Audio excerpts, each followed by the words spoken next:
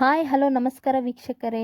ಕಳೆದ ವರ್ಷದವರೆಗೂ ಪ್ರಸಾರವಾಗುತ್ತಿದ್ದ ಕಲರ್ಸ್ ಕನ್ನಡ ವಾಹಿನಿಯ ಗಿಣಿರಾಮ ಸೀರಿಯಲ್ ಒಂದು ಕಾಲದಲ್ಲಿ ಕಲರ್ಸ್ ಕನ್ನಡ ವಾಹಿನಿಯ ಟಾಪ್ ಸೀರಿಯಲ್ಗಳಲ್ಲಿ ಒಂದಾಗಿತ್ತು.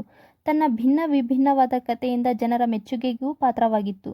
ಗಿಣಿರಾಮ ಸೀರಿಯಲ್ TRPಯಲ್ಲೂ ಕೂಡ ಮೈಲುಗಲ್ಲು ಸಾಧಿಸಿತ್ತು. ಆದರೆ ಇದ್ದಕ್ಕಿದ್ದಂತೆ ಕಲರ್ಸ್ ಕನ್ನಡ ವಾಹಿನಿಯಿಂದ ಗಿಣಿರಾಮ ಸೀರಿಯಲ್ ಅರ್ಧಕ್ಕೆ ಸ್ಟಾಪ್ ಮಾಡುವ ಹಂತಕ್ಕೆ ಬಂದಿತ್ತು. ನಟಿ ನಯನ ನಾಗರಾಜ್ ಅವರನ್ನು ಬೇರೆ ಎಲ್ಲ ಸೀರಿಯಲ್ಗಳಿಂದನೂ ಬ್ಯಾನ್ ಮಾಡಲಾಯಿತು. ಅಷ್ಟಕ ವೀಕ್ಷಕರೇ, ಗಿಣಿರಾಮ ಸೀರಿಯಲ್ ಅರ್ಧಕ್ಕೆ ನಿಲ್ಲಲು ಕಾರಣವೇನು? ಗಿಣಿರಾಮ ಸೀರಿಯಲ್ನ ನಟಿ ನಯನ ನಾಗರಾಜ್ ಅವರನ್ನು ಕನ್ನಡ ಇಂಡಸ್ಟ್ರಿ ಸೀರಿಯಲ್ನಿಂದಲೇ ಬ್ಯಾನ್ ಮಾಡಲಾಗಿದ್ದೇಕೆ ಎನ್ನುವ ಸಂಪೂರ್ಣವಾದ ಮಾಹಿತಿಯನ್ನು ಈ ವಿಡಿಯೋದಲ್ಲಿ ನಾವು ನೋಡೋಣ.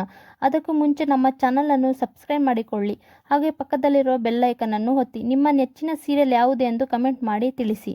ವೀಕ್ಷಕರೇ, ಗಿಣಿರಾಮ ಸೀರಿಯಲ್ನ ನಟಿ ನಯನ ನಾಗರಾಜ್ ಅವರನ್ನು ಸೀರಿಯಲ್ ಇಂಡಸ್ಟ್ರಿಯಿಂದಲೇ ಸಂಪೂರ್ಣವಾಗಿ ಬ್ಯಾನ್ ಮಾಡಲಾಗಿತ್ತು. ಇದಕ್ಕೆ ಕಾರಣ ಏನು ಅಂತ ನೋಡುವುದಾದರೆ, ಸ್ವತಃ ನಯನ ನಾಗರಾಜ್ ಅವರೇ ಖಾಸಗಿ ಯೂಟ್ಯೂಬ್ ಚಾನಲ್ ಒಂದಕ್ಕೆ ಹೇಳಿರುವ ಪ್ರಕಾರ, ಗಿಣಿರಾಮ ಸೀರಿಯಲ್ ಶೂಟಿಂಗ್ ವೇಳೆಯಲ್ಲಿ ನಟಿ ನಯನ ನಾಗರಾಜ್ ಅವರಿಗೆ ಸಾಕಷ್ಟು ಕಿರುಕುಳವನ್ನು ಕೊಡುತ್ತಿದ್ದರಂತೆ, ಅವಾಚ್ಯ ಶಬ್ದಗಳಿಂದ ನಟಿಯನ್ನು ಬೈಯುತ್ತಿದ್ದರಂತೆ, ಅವಮಾನ ಮಾಡುತ್ತಿದ್ದರೆಂದು ಹೇಳಿದ್ದಾರೆ. ಅಷ್ಟೇ ಅಲ್ಲದೆ ನಯನ ನಾಗರಾಜ್ ಅವರ ಬಗ್ಗೆ ಇಲ್ಲಸಲ್ಲದ ಆರೋಪವನ್ನು ಮಾಡಿ ತುಂಬಾನೇ ಕೆಟ್ಟ ಪದಗಳಿಂದ ಬಳಸಿ ನಿಂದನೆ ಮಾಡುತ್ತಿದ್ರಂತೆ. ನಟಿ ನಯನ ಅವರು ಇದರ ಬಗ್ಗೆ ಕಲರ್ಸ್ ಕನ್ನಡ ವಾಹಿನಿಗೆ ದೂರು ಕೊಟ್ಟಿದ್ದರಂತೆ. ಆದರೆ ಕಲರ್ಸ್ ಕನ್ನಡ ಚಾನಲ್ ಕೂಡ ಅಷ್ಟೊಂದು ಗಮನ ಹರಿಸಲಿಲ್ಲ ಎಂದು ನಟಿ ಹೇಳಿದ್ದಾರೆ.